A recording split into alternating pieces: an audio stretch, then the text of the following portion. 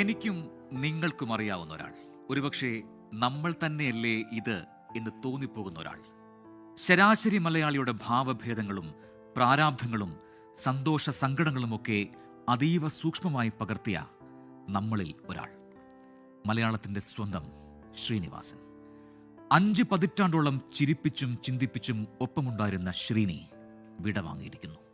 അപ്രതീക്ഷിതമായ വിയോഗമാണ്. ഇപ്പോഴും സാംസ്കാരിക കേരളത്തിന് അത് ഉൾക്കൊള്ളാൻ കഴിഞ്ഞിട്ടില്ല. വലിയൊരു സൗഹൃദ വലയം ശ്രീനിക്കെന്നും ഉണ്ടായിരുന്നു. അവർക്കിപ്പോഴും മനസ്സിൽ ഒരു ചിരിയോർമ്മയായി ഇപ്പോഴും ശ്രീനിയുണ്ട്. പക്ഷേ മലയാള സിനിമയ്ക്ക് എത്രമാത്രം വലിയ വിടവാണ് ശ്രീനിയിലൂടെ ഉണ്ടായിരിക്കുന്നത്, ആ വിയോഗത്തിലൂടെ ഉണ്ടായിരിക്കുന്നത്. അതേറ്റവും പ്രധാനപ്പെട്ട, നമ്മളെ എന്നും ഓർക്കേണ്ട ഒരു വസ്തുതയാണ്.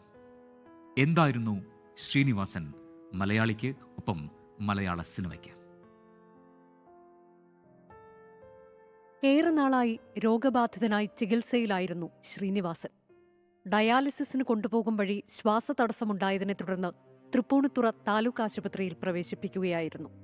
രാവിലെ 8:30 മരണം സ്ഥിരീകരിച്ചു. ഭാര്യ വിമല ഒപ്പമുണ്ടായിരുന്നു. ചെന്നൈയിലേക്ക് യാത്ര തിരിച്ച മൂത്ത മകൻ വിനീത് ശ്രീനിവാസൻ വിമാനത്താവളത്തിൽ നിന്ന് ആശുപത്രിയിലേക്കെത്തി. സിനിമാ ചിത്രീകരണത്തിലായിരുന്ന ഇളയ മകൻ ധ്യാൻ ശ്രീനിവാസൻ ഉദയംപേരൂരിലെ വീട്ടിലെത്തി.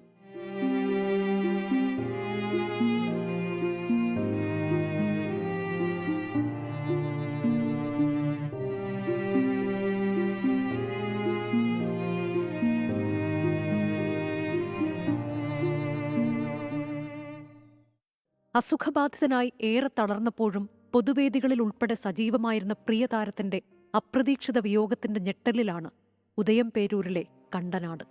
പ്രിയതാരത്തിനെ അവസാനമായി കാണാൻ കണ്ടനാട്ടെ വീട്ടിലേക്ക് നിരവധി പേരാണ് ഒഴുകിയെത്തിയത്.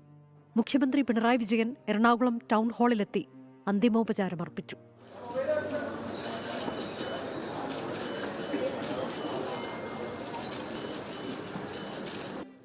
ന് വേണ്ടി chief editor R Sreekandan Nair ആദരമർപ്പിച്ചു. സാമൂഹിക, സാംസ്കാരിക, രാഷ്ട്രീയ രംഗത്തെ പ്രമുഖർ ടൗൺ ഹാളിലെത്തി. പ്രിയതാരത്തെ അവസാനമായി കാണാൻ നിരവധി പേരാണ് ടൗൺ ഹാളിലേക്കെത്തിയത്. News desk 24.